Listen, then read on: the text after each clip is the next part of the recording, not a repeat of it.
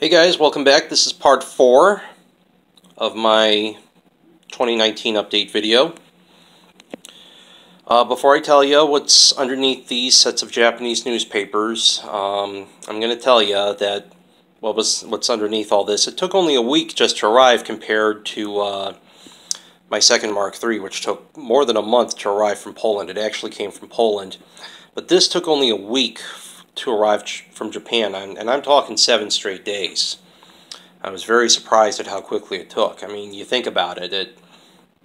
I think about just how quickly it was delivered from Japan all the way to my house. So you think about it. From the time I buy it to the time it arrives. So I have to think about just how quickly it arrived. It took. So I buy it. It's shipped, it's flown from Osaka all the way to O'Hare Airport, which is on the northwest side of Chicago, or at least near. And then it has to go through customs, and then once it gets past customs, it goes to the USPS. And then delivered to my house. And to think about it, to have all that happen in just a week's time, I find that pretty remarkable. I think that set a record for how long something took to arrive from Japan. I think that set a record. It was only 1 week's time. So what would this be? Well, let me show you.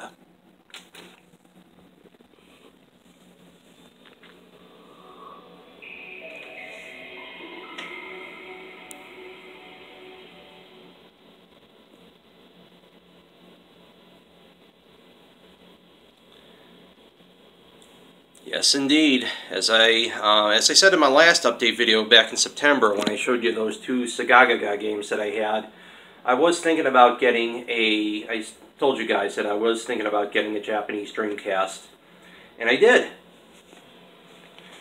Well, what's so special about it that I have to cover these with newspapers before showing you guys? Well, let me show you. It's a very special, limited edition version of the Dreamcast. It's in a pearl blue color. Very, very nice. You can see how lovely it shines. And I thought, wow, blue would be nice. Since it's the color of Sonic, that's why I wanted a Dreamcast. So it works pretty well. I do have to toggle this a little bit. Sometimes it doesn't work all that. Sometimes it doesn't work. I have to do that.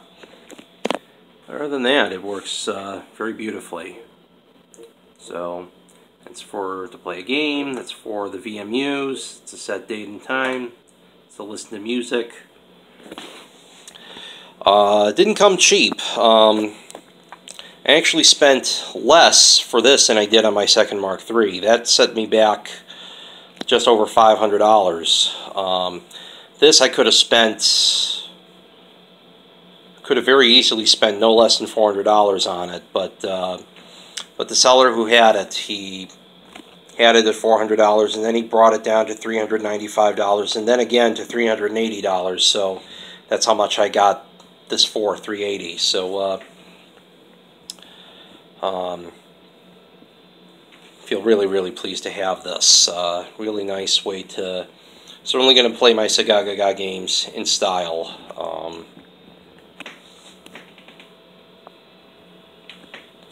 So that's one of the big things I wanted to. So that's pretty much it for the systems that I got to show you. And in case you're wondering, yes, it plays CDs well. I did a test music CD, and everything works. So if it's going to read CDs, it's going to play games. It should play games just fine.